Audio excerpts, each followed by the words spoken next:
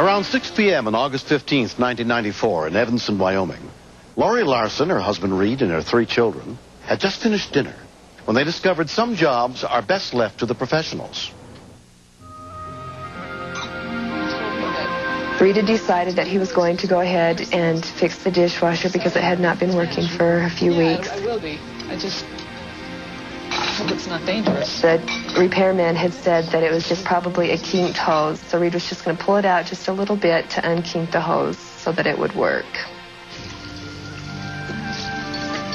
Take a look at her.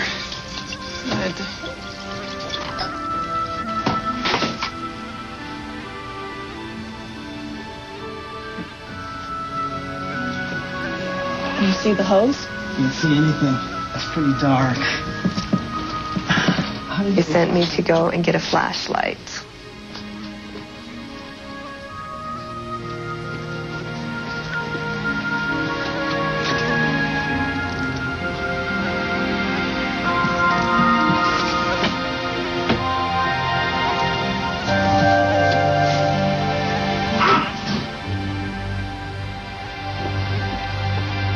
Got the flashlight, honey. I asked him, where do you want me to shine this?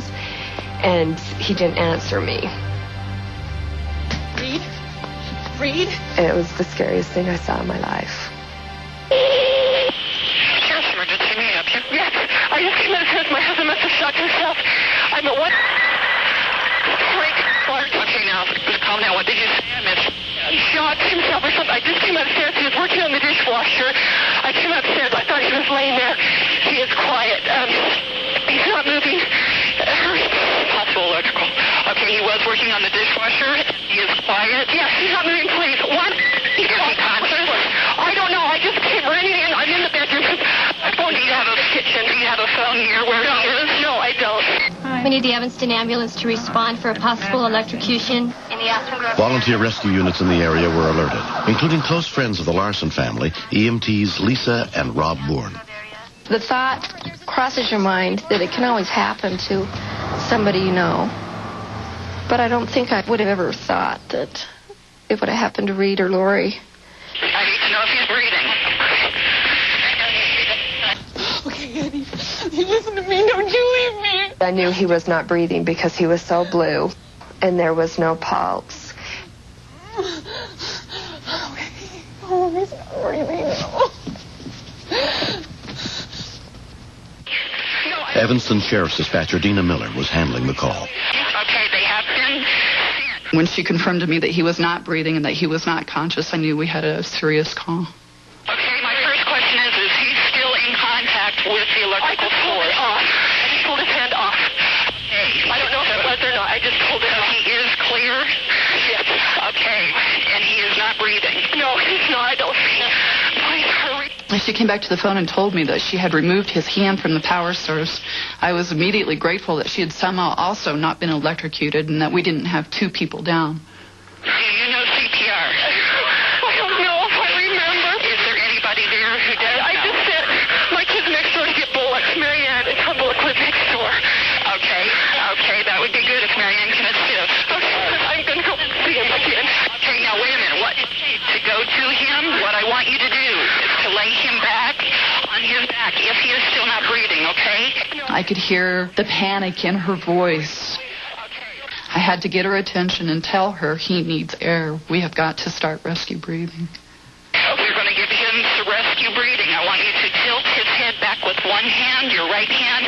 With the other hand, I want you to place it under his neck and to gently lift up. Okay? So you're going to open an airway, and I want you to give him 2 good breaths there, okay?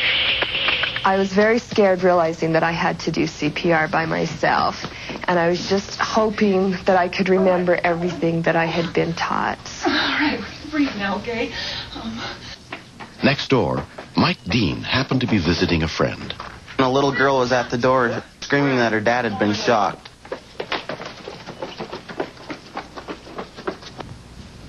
What happened? He's been shocked. He's unconscious and he's not breathing. I checked his pulse.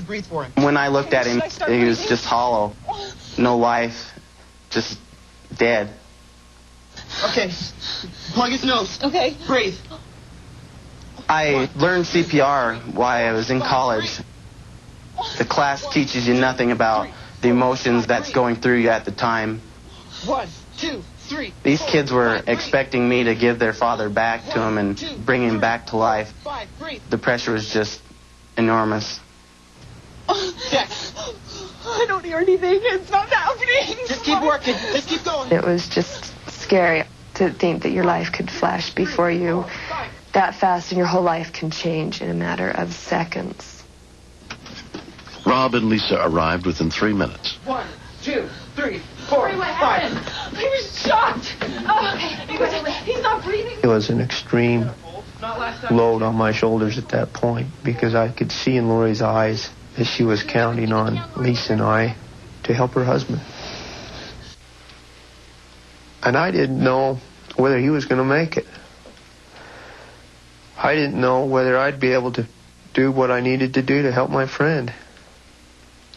Got a good pulse. Okay. As I was giving him breath, Lori was saying, "Please don't let him die, Lisa. Please don't let Reed die."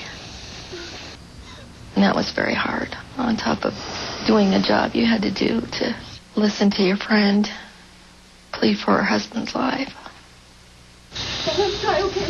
A Uinta County fire ambulance arrived within 10 minutes, including volunteer EMT John Say. Anytime that you're involved with electrocution, the patient is most definitely in serious shape. No entrance or exit wounds at all? None noted. Come on, Reed, let's go. Come on. Stay with us now. The hope that we had was the fact that his heart had spontaneously started. But there's a very good chance that this man may not survive the injuries that he received.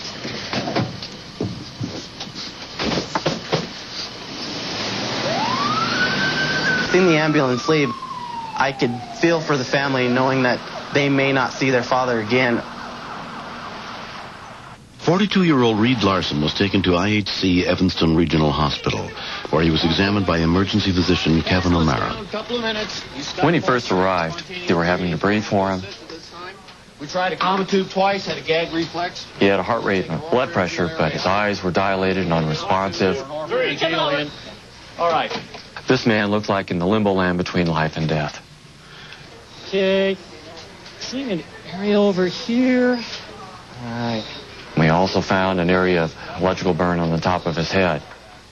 We became concerned at this point that the electrical injury to his brain has been severe enough that despite getting his heart back, his brain may not recover. Called the helicopter to get him down. I was scared to death, wondering if he has brain damage. Will I be able to handle that? Will my kids be able to handle it? Will he be able to handle that? Honey, it's Lori. I just held his hand and I just told him, I says, "Don't you dare leave me. Don't you die on me, okay? Don't you die on me." I just told him, "You've got 3 kids you've got to raise, and don't you dare leave me." Reed was airlifted to the University of Utah Hospital's burn center, where he was in and out of consciousness for 2 days. The first time that he opened his eyes and he looked up at me and he recognized me, it was like your heart missed a beat. Nurse? And I knew he'd be okay.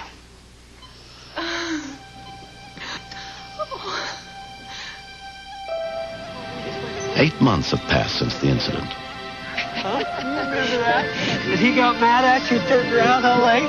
Reed today is the same person that he was before. He laughs, he jokes, he teases. He is alive with no brain damage, no side effects whatsoever. You play t-ball, huh? I think he's the luckiest man in the world. And have fun? Do you want to go to Grandma? Derek don't like the cabin, do you? You don't like that cabin. When I found out how close to death I actually came, there was a tremendous despair because who would take care of my wife and children? Nobody could love them like I love them. There was also a tremendous sense of gratitude when I found out how many people had come to our support and our aid.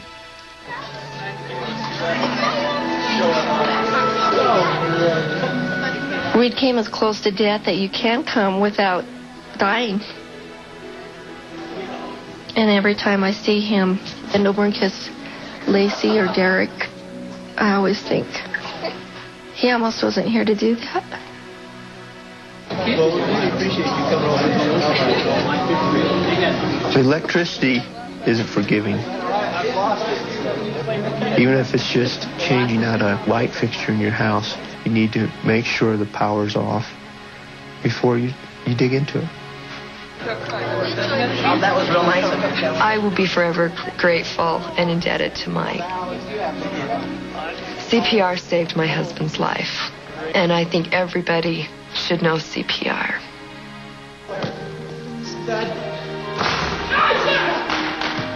I don't feel like a hero at all. I felt that I was there and that I had to do something.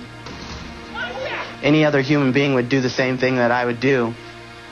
The city of Evanston honored Mike Dean for his heroism that day. Mike, I'd just like to give you this with most deep, heartfelt thanks for myself, my wife, my children. I wouldn't be here if it hadn't been for you. To them and for me, you'll always be a hero. I always love and appreciate him very deeply for what he has given me, that precious gift of my family back and a second chance at life.